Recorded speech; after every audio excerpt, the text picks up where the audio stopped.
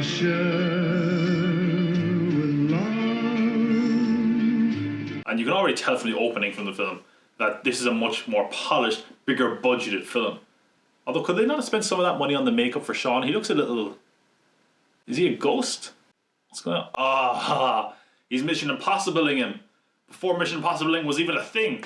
Well done, Mo boy. The film sees Bond getting involved in an assassination plot and also with a Russian agent in the hopes of getting a Soviet encryption device. While meanwhile, Spectre are hoping to get revenge for the killing of Dr. No.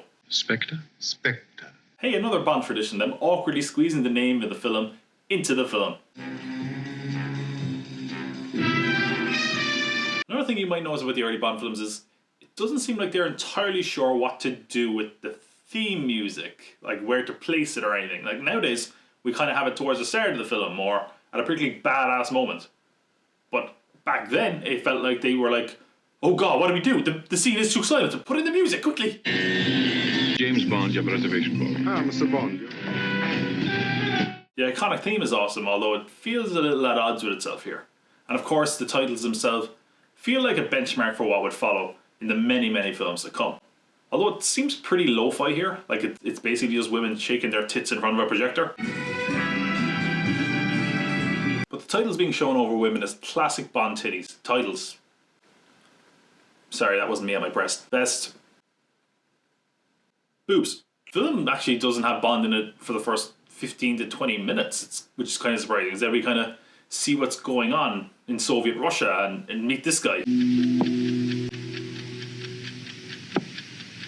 Check. It seems like it's pretty easy to spot Spectre agents in this, though. I mean, first of all, a good rule for any film is if they're playing chess, they're probably a bad guy. Or they're stroking a cat menacingly.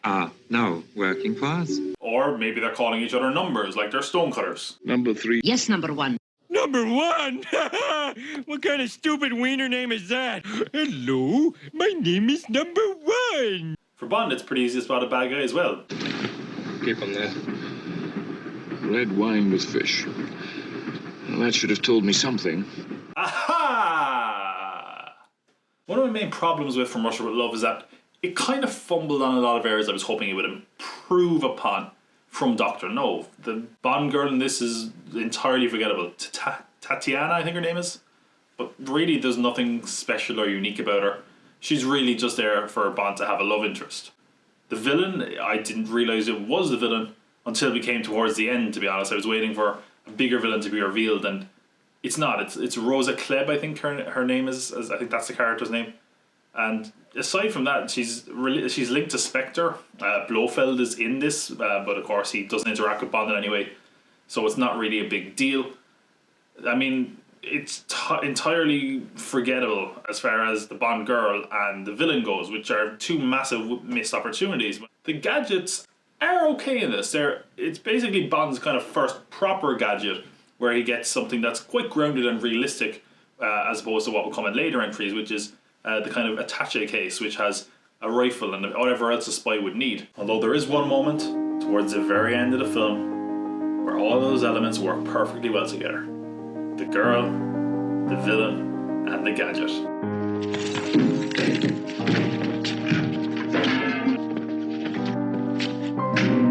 Finally, knife, shoe, together at last. They said it would never happen. Knife, shoe.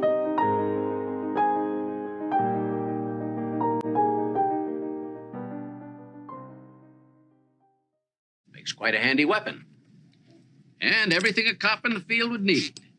We call it the Swiss Army shoe. I will say, as much as he's not the official villain, I do like the henchman Red Grant. He's just this brick shithouse of a character. I mean, look at how he's introduced.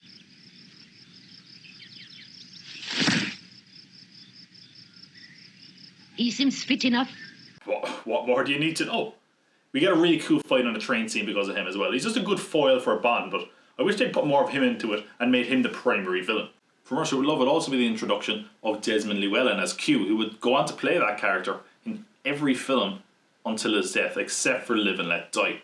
And he's really fantastic in that role. He manages to bring a sense of humour to the role with just being sick of Bond shit, but also a level of authority in the Q lab. And he always makes the sections where you do visit Q a highlight as a result. He really turns in a great performance, and as the longest tenured Bond cast ever, he definitely deserves a mention. Grow up, 007. It very much feels like a Cold War spy film, down to its pacing and its lack of action. The film just doesn't really care to be all that exciting. There's a big action scene at one point, and Bond is kind of just casually going around engaging with people like he doesn't even really care. And it doesn't make for a very exciting scene as a result. The big exception probably being the fight on the train towards the end of the film really kicks the film up a notch as it comes towards a finish. The most impressive and exciting action scenes in the movie come at the very end when Bond is hunted by Spectre agents. The first try to hunt him down in a helicopter, and it's really impressive looking, especially for the time, but I do think it ends on a bit of a lackluster note, but it gets an A for effort if nothing else. Then he's hunted by some Spectre agents on boats, and again, it ends in a really satisfying way of fiery explosions. But unfortunately for me, as great as these sequences were, they weren't enough to save the movie on the whole. You know, I said the last movie had a problem with its title song and what to do with it. Well, this one has a similar problem. Just towards the end of the movie, we kind of get a crooning song that makes all of a sudden the film feel like a Rat Pack movie out of nowhere.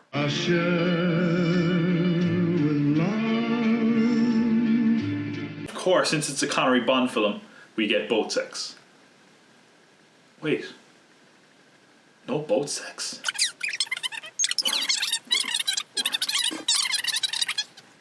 Wait a minute.